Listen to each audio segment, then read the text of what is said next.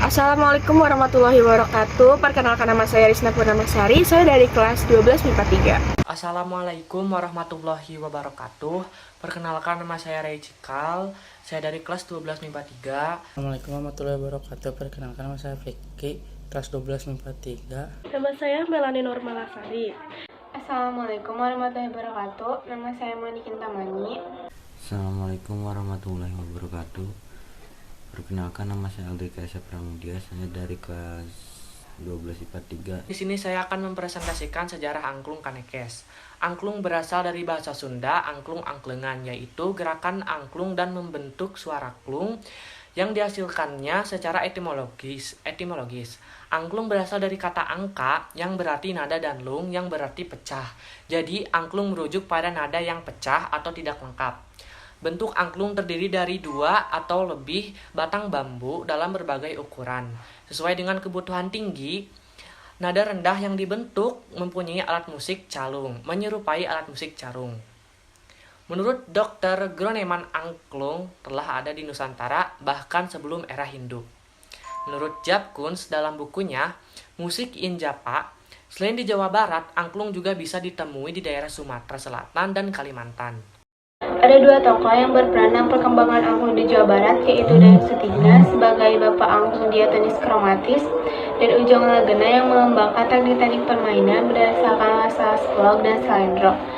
Pada tahun 1938, Dayang Sutigna menciptakan angklung dengan tangga nada diatonis.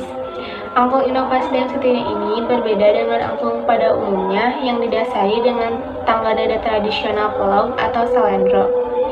Inilah yang membuat angklung dengan luasa bisa dimainkan secara harmonis dengan alat-alat musik barat dan dapat disajikan dalam bentuk orkestra.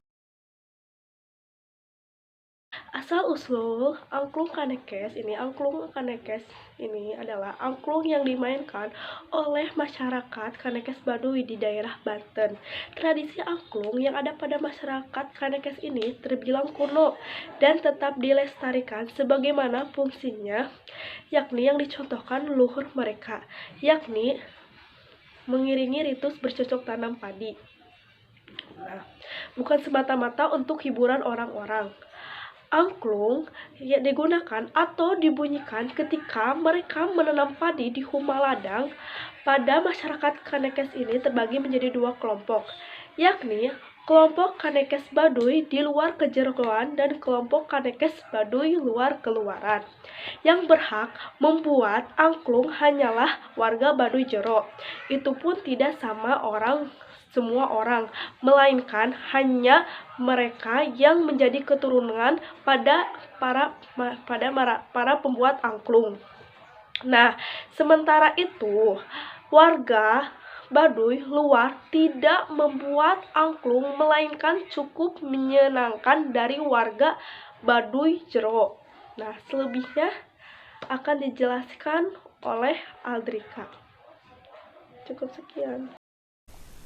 Angklung kanekes merupakan alat musik tradisional yang lahir dari budaya ritus padi, yaitu bentuk penduduk atas panen padi yang sangat berlimpah di daerah kanekes. Alat musik angklung kanekes ini hanya boleh dimainkan ketika masa ngubaran pare di musim tanam berikutnya. Bila hal tersebut dilanggar, dipercaya akan terjadi kegagalan panen padi. Nama-nama angklung kanekes dari yang terbesar adalah indung, ringkung, dongdong, gunjing, engklok, indung, letik, dan real. Sekian dari saya. Cara memainkan angklung kanekes. 1. Kurulung getar.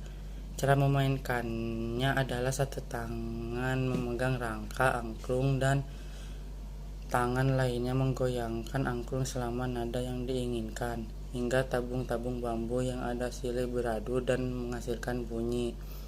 2. Cetok sentak. Ini merupakan teknik di mana tabung dasar ditarik dengan cepat oleh jari ke telapak tangan kanan, sehingga angklung akan berbunyi sekali saja. 3. Tengkep. Ini merupakan teknik yang mirip seperti kurulung, namun salah satu tabung ditahan tidak ikut bergetar. Nah, sekarang teman-teman udah paham kan tentang penjelasan Angklung Kanekes? Teman-teman, kita sebagai generasi milenial, tugas kita kepada Angklung Kanekes adalah harus mampu melestarikan dan mau untuk belajar ya teman-teman bagaimana cara membuat, juga menggunakan alat musik tradisional tersebut agar tidak hilang atau tergeser oleh alat musik yang lebih modern yang banyak diminati oleh orang sekarang.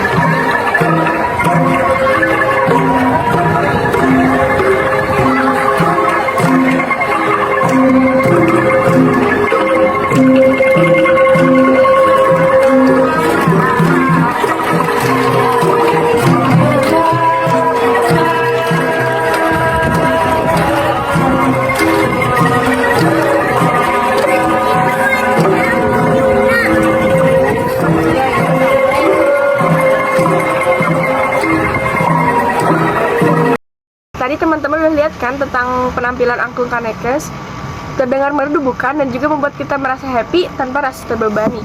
Nah teman-teman, kebudayaan lokal Indonesia yang beraneka ragam menjadi suatu kebanggaan, juga tantangan untuk mempertahankan, mewarisi, serta melestarikannya ke generasi selanjutnya. Budaya lokal Indonesia sangat membanggakan bukan, karena memiliki keanekaragaman serta bervariasi serta memiliki keunikan tersendiri. Sekian dari saya, wassalamualaikum warahmatullahi wabarakatuh.